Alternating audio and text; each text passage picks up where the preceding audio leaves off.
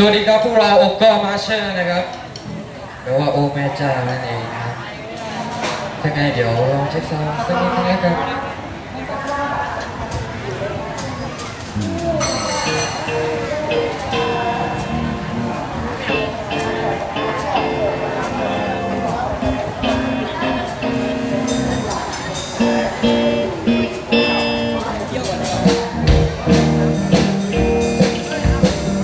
รู้จักมือกีตาร์ครับฟุกครับ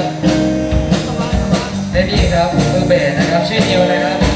มือคีย์บอร์ดนะครับชื่อนุ๊กนะครับมือกลองครับชื่อบอยครับแล้วผมครับเบลครับร้องนำครับ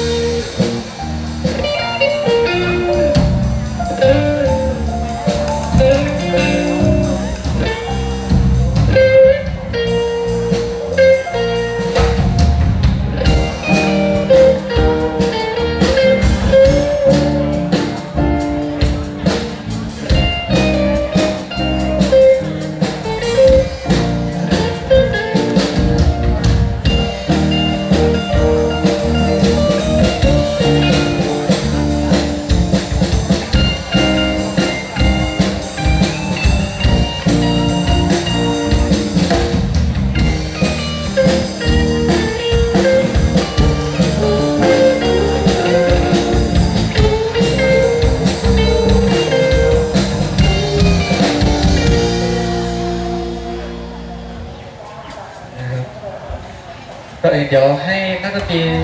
เตรียมตัวเตรียมความพร้อมสักนิดหนึ่งนะครับอยากทำอะไรทำเลยนะ